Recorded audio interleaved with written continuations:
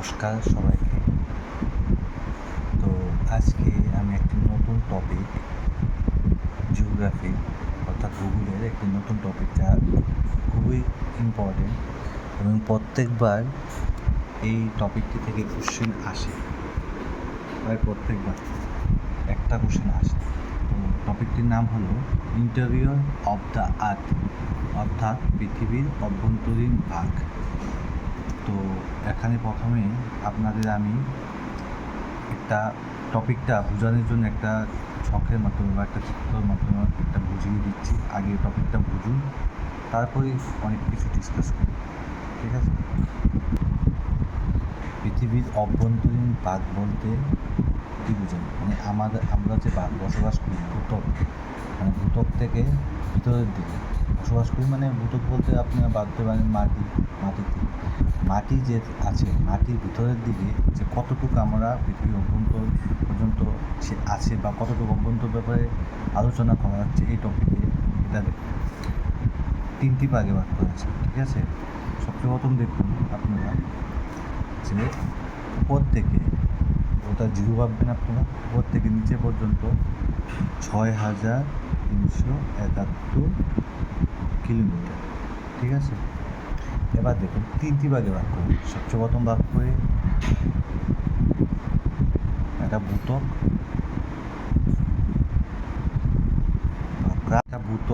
মানে ভূত্বককে বলে crust, CRUST, crust, ঠিক আছে? প্রথমটা একটু ভুল হয়ে গেছিলো, ঠিক আছে? তো ভূত্বককে বলে ক্রাস্ট, ঠিক আছে? এবার ভূত্বক কত কিলোমিটার? এখান থেকে এখান ভূত্বক, ঠিক আছে? এখানে 40 কিলোমিটার। এই পুরাটাকে কী বলে? ভূত্বক। মনে করেন এখানে ভূত্বক, ঠিক আছে, বা কাস্ট, ঠিক আছে? এবার দেখুন 40 কিমি। এবং দ্বিতীয় নাম্বার পার্টটিকে বলে, বা 3 ভাগে, তো দ্বিতীয় নাম্বার পার্টটিকে বলে, মনে করেন এখানে দিলাম আমরা 2900 কিমি, মানে 2900 কিমি। এই যে পুরা এরিয়াটাকে বলে গুরুমণ্ডল। বলে গুরুমণ্ডল, ইংলিশে বলে ম্যান্টেল, ম্যান্টেল, ঠিক আছে? মেন্টাল তো নয়, পাগল তো নয়, মেন্টাল। তো গুরুমণ্ডল। তো আরেকটা নিচে যে এতটুক থেকে এতটুক, এই অংশটাকে বলে, পুরো অংশটাকে বলে, ঠিক আছে? তাকে বলে কেন্দ্রমণ্ডল মানে কোর। আপনারা যারা ভাবেন যে টেট পাস করতে হলে নোট কালেক্ট করতে হবে, নোট পড়তে হবে, বা বিভিন্ন কোচিং থেকে নোট নেবেন বা শুধু নোট পড়বেন, এভাবে পাস করা যায় না। পাস করা গেলেও কম নাম্বারে পাস করা যায়, ঠিক আছে? যারা ভালো স্টুডেন্ট তারা কোচিং পড়বে, তারপরে পাস করবে। আপনারা প্রত্যেকটা টপিক বুঝতে হবে, তারপর প্রশ্নগুলি পড়তে হবে, ঠিক আছে? যেমন এটা ভূগোল টপিক, ভূগোলের, ঠিক আছে? এটা আপনারা না বুঝে প্রশ্ন মুখস্থ করে যাবেন, কী লাভ হবে? তখন ঘুরিয়ে যদি একটা কোশ্চেন করে আপনারা তো পারবেন না, কিন্তু বুঝে গেলে তো, বোঝার পর কিছু এক্সট্রা কোশ্চেন, এটার বাইরে যে টপিকটা আসে, এই চিত্রটা বোঝার পর বাইরে যা কোশ্চেন আসে ওইগুলো পড়বেন, অটোমেটিক আপনারা পেয়ে যাবেন, ঠিক আছে? এবার দেখুন এখান থেকে এতটুকু কেন্দ্রমণ্ডল। এখন ভূত্বককে দুভাগে ভাগ করে, ঠিক আছে? ভূত্বককে দুভাগে ভাগ করে এবার এতটুক পাবেন, এতটুক 10 কিমি, ঠিক আছে? 10 কিমি। এই যে ভিতরের পার্টটিকে কী বলে? মহাদেশীয় ভূত্বক, ঠিক আছে? আর এই যে নিচের পার্টটিকে বলে মহাসাগরীয় ভূত্বক,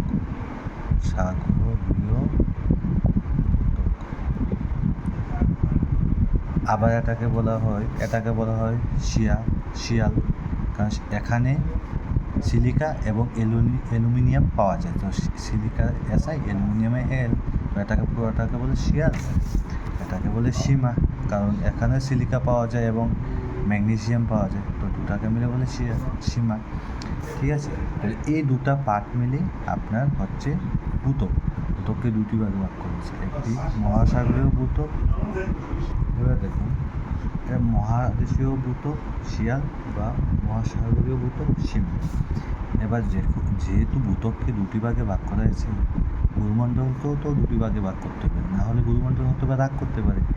এবার গুরুমণ্ডল যে দুটি ভাগ করেছে এইভাবে মিডিয়ালে দাগ দেবে 700 কিমি, ঠিক আছে, 700 কিমি। এই জায়গাতে এই যে পাটটা পোড়াটা এটাকে বলে উচ্চ গুরুমণ্ডল, ঠিক আছে, উচ্চ গুরুমণ্ডল, আর এটাকে বলে নিম্ন গুরুমণ্ডল। এখন ভাবুন এই যে মহাসাগর ভূত্বক এটাকে বলে আবার নিম্ন ভূত্বক, এটাকে বলে উচ্চ ভূত্বক, ঠিক আছে, এটা লিখে দিই অনেকে বুঝবেন। উচ্চ ভূত্বক মানে উপরের দিকে, নিম্ন ভূত্বক নিচের দিকে, এটাকে আবার বলা হয় মহাদেশীয় ভূত্বক, ঠিক আছে, এটাকে আবার বলা হয় শিয়াল বলা হয়, ঠিক আছে, এটাকে বলা হয় শিয়াল, এটাকে বলে মহাদেশীয় ভূত্বক, নিম্ন ভূত্বক বা সীমা। আচ্ছা, এবার দেখুন এই যে গুরুমণ্ডলটা কত 40 কিমি থেকে 2900 কিমি, এই যে গুরুমণ্ডল এটাকে দুভাগে ভাগ করা হচ্ছে উচ্চ গুরুমণ্ডল এবং নিম্ন গুরুমণ্ডল। উচ্চ গুরুমণ্ডল ডিস্টেন্সটা কতটুকু 700 কিমি, এবং 700 কিমি থেকে বাকি 2900 কিমি হলো নিম্ন গুরুমণ্ডল। এবার 40 কিমি তো ভূত্বক, তো 40 কিমিতে এটা 700 হলে এই জায়গাটা প্রায় 250 হবে। 250 কিমিতে একটা স্তর থাকে যেটা তো অ্যাসথেনোস্ফিয়ার,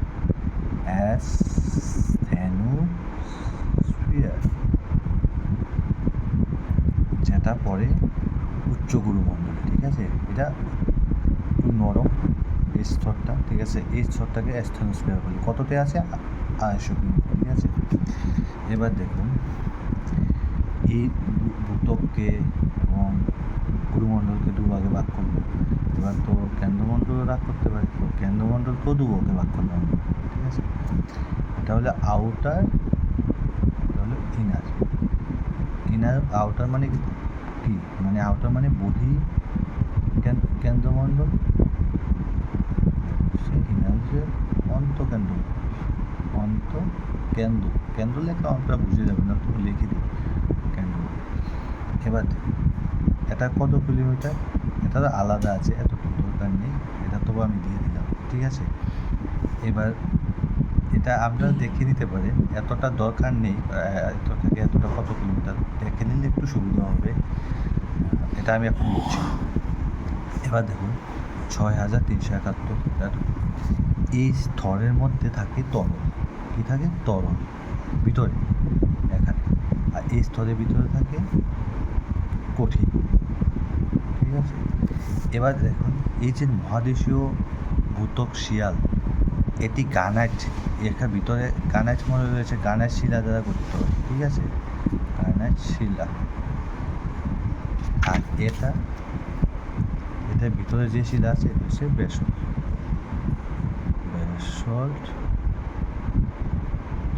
শিলা।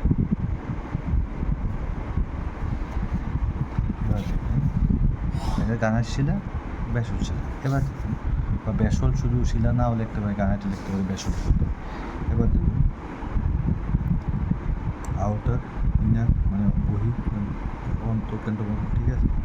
এখন আপনারা জানবেন যে কেন্দ্রমণ্ডলের বিস্তৃতি কত, 2900 থেকে 6371, মানে কি, আমি যদি 6371 কিমি থেকে 2900 কিমি বাদ দিলাম, তাহলে 701, 3400 তো কিমি, প্রায় 3500 কিমি, ঠিক আছে। এটা হলো এটার বিস্তৃতি, মানে এতটুক থেকে এতটুকু, কিন্তু এতটুকু এরিয়াটা কতটুকু ডিস্টেন্স, এতটুকু, ঠিক আছে। এখন দেখুন সব কিছু ঠিক আছে, এতটুকু বুঝলেন আশা করি, ঠিক আছে। না বুঝলে ভিডিওটি একটু স্লো করে বা একটু বারবার রিপিট করে দেখবেন। আর একটা কথা মনে রাখবেন, টেট পাস করতে হলে আমার হিসেবে, আমি যেহেতু 113 পেয়েছি তো আমার কিছুটা তো অভিজ্ঞতা আছে, আমার হিসেবে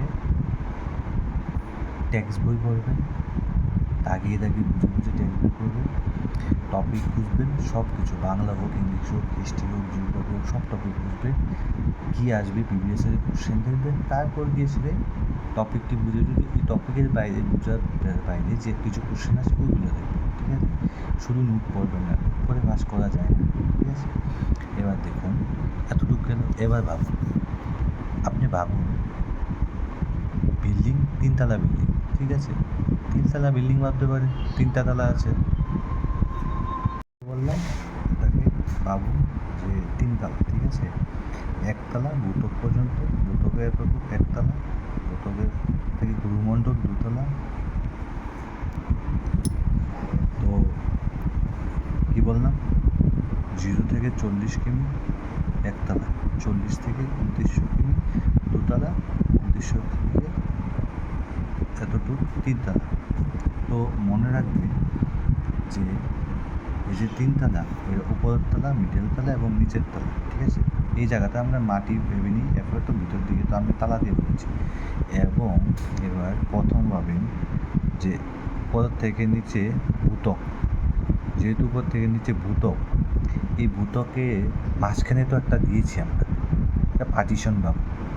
এই পার্টিশনকে কী বলে? এই পার্টিশনটাকে কী বলে? পার্টিশনটাকে বলে কনরাড বিচ্যুতি, ঠিক আছে? বা বিযুক্তি, ঠিক আছে? অনেকে বিযুক্তি বলে, অনেকে বিচ্যুতি বলে। পরীক্ষাতে যে অপশানটা আছে বিযুক্তি আসুক আর বিযুক্তি আসুক, যে ওটা কনরাড বিযুক্তি। মনে রাখবেন উপরের তলার একদম 3য় তলার 2 ভাই আছে, 2 ভাইয়ের মধ্যে ঝগড়া হয়েছে, তো ঝগড়াকে মধ্যে পার্টিশন দিল, ঠিক আছে? যাতে একজনের লোক একজন ফেস না দেখতে পারে, পার্টিশন দিল। ওই ভূতক মনে করেন 3য় তলা, ভূতকের 2 ভাইয়ের মধ্যে একটা পার্টিশন হলো, পার্টিশনটার নাম কনরাড বিচ্যুতি, ঠিক আছে? এবার কতটুকু গেল? 40 কিমি ভূতক। এবার ভূতকে যে 40 কিমি আছে, এই যে 1তলা থেকে 3য় তলা থেকে যে 2য় তলা, মাঝখানে তো একটা ফ্লোর আছে না, একটা ফ্লোর আছে, এই ফ্লোরটাও তো একটা পার্টিশন। এই ফ্লোরটাকে কি বলে? এই ফ্লোরটাকে বলে মুহুরু বিসিক বিচ্যুতি, ঠিক আছে? আর বিযুক্তি লিখলাম না, আমরা বুঝে নেবে, ঠিক আছে? মুহুরু বিচিক, অনেকটা মুহরে বিচিক, অনেক রকম লেখে, ঠিক আছে? প্রায় এমন বানানটা। এবার গেল প্রথম হলো 1তলা, 3য় তলা, 3য় তলা মিলে 2 ভাইয়ের মধ্যে ঝগড়া হলো, কথা হয় না, মাঝখানে কথা বলে না, মাঝখানটা পারিশন। এবার দেখুন দ্বিতীয় তলার মাঝখানে ফ্লোরটা। এবার দেখুন 2য় তলার মধ্যেও 2 ভাই থাকে, উচ্চ গুরুমণ্ডল 1 ভাই, নিম্ন গুরুমণ্ডল 2 ভাই, ঠিক আছে? 40 থেকে 2900 এবার দেখুন 2 ভাই নিচের তলা, 2 ভাইয়ের মধ্যে আবার তাদের মধ্যেও যোগটা, একটা পার্টিশন দেওয়া হলো, ঠিক আছে? উচ্চ গুরুমণ্ডল কত? 40 থেকে 700, নিম্ন গুরুমণ্ডল বাকিটা। এবার 2 ভাইয়ের মধ্যে যে পার্টিশন দেওয়া হলো নিম্ন গুরুমণ্ডলের মধ্যে, তো এই পার্টিশনেরও তো নাম থাকা দরকার। এটা হলো রেপিত্তি বিচ্যুতি, ঠিক আছে? বিচ্যুতি যাই হোক, এমনটা হোক, ঠিক আছে? দেখবেন একটু বইতে। তারপর এবার দেখুন উপরে ভূতকে 2 ভাইয়ের মধ্যে, 3য় তলা 2 ভাইয়ের মধ্যে ঝগড়া, পার্টিশন পড়লো। এবার 3য় তলাতে 2য় তলা ফ্লোরের মধ্যে একটা পার্টিশন পড়লো। এবার 2য় তলা 2 ভাইয়ের মধ্যে আবার ঝগড়া, আবার পার্টিশন পড়লো। এবার দেখুন আবার তো গুরুমণ্ডল তো 2য় তলা, আর কেন্দ্রমণ্ডল মনে করেন 1তলা, মানে নিচের দিকে, ঠিক আছে? তো গুরুমণ্ডল মানে 2তলা আর 1তলা ছাদের মধ্যে তো একটা ফ্লোরের মতো পড়ে না, পার্টিশন পড়ে, ওটার মধ্যে এটা পার্টিশনই ভাববেন, ঠিক আছে? এটার মধ্যে একটা আছে, ঠিক আছে? এই যে পার্টিশনটা বলে, যেটা গুরুমণ্ডল এবং কেন্দ্রমণ্ডলের মাঝখানে পড়ে, এই বা 2য় তলা এবং প্রথম তলার ফ্লোরটা, যেটা প্রথম তলার ছাদ বা 2য় তলার ফ্লোরটা, যেটা এটাকে বলে গুটেনবার্গ বিচ্যুতি।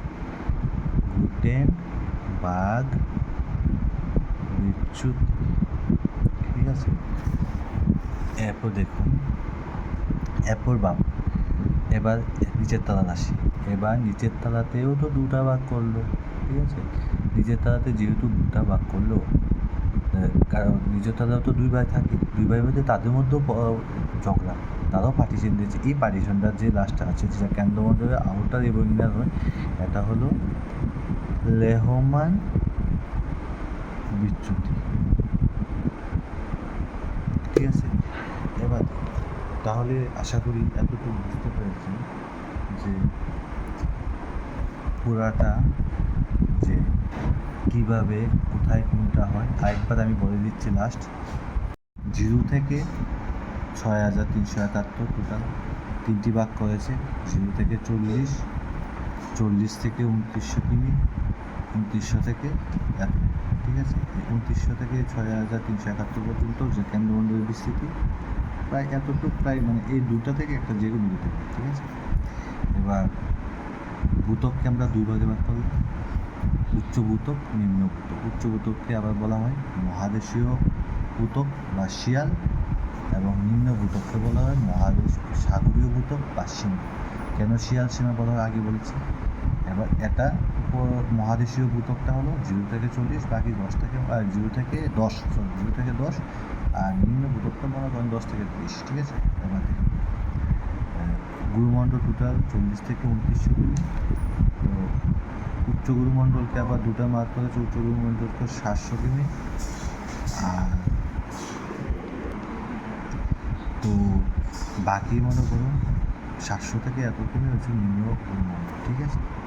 এবার দেখুন 2900 থেকে এত, এর মধ্যে আউটার গুরুমণ্ডল, ইনার গুরুমণ্ডল দুবার ভাগ হচ্ছে।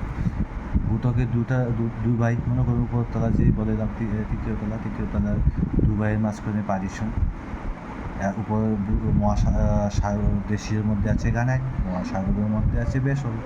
এই পার্টিশনটাকে বলে কনরাড বিচ্যুতি। এবার তৃতীয় তলা দ্বিতীয় তলার মধ্যে একটা ফ্লোর আছে, তৃতীয় তলার ফ্লোর, আর যদি বলি দ্বিতীয় তলার ছাদের মতো। এই যে সীমানাটা 40 থেকে 40 কিমিতে ভূত্বকের যে লাস্ট এবং গুরুমণ্ডলের প্রথম এই জায়গাটা একটা পার্টিশন, এটাকে বলে মৌরবিষিক বিচ্যুতি। এরপর আছে গুরুমণ্ডলের মাঝখানে একটা আছে, দুই ভাইয়া ঝগড়া করেছে, মাঝখানে একটা আছে রেবতী বিচ্যুতি। এবার গুরুমণ্ডল আর কেন্দ্রমণ্ডলে একটা মানে দ্বিতীয় তলা প্রথম তলার মধ্যে একটা আছে, ঠিক আছে। এটা হলো গুটেনবার্গ বিচ্যুতি। লাস্ট হলো এটা কেন্দ্রমণ্ডলের বহিকেন্দ্রমণ্ডল দুই ভাই আবার ঝগড়া করেছে, মাঝখানে লেহমান বিচ্যুতি।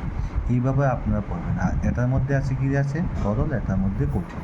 তো আপনারা অনেকে জানেন ভূমিকম্পের তরঙ্গ আছে, পি তরঙ্গ, এস তরঙ্গ, এল তরঙ্গ, ঠিক আছে। তো ভূমিকম্পের এস তরঙ্গ তরল দিয়ে যেতে পারে না, বাকি সব কিছু দিয়ে যায়, তরল দিয়ে যেতে না। তো এইখানে যদি ভূমিকম্প উঠে, এখানে ভূমিকম্প হয় বা নিচে হয়, উপর দিকে উঠতে পারবে না, কারণ এখানে তরল আছে।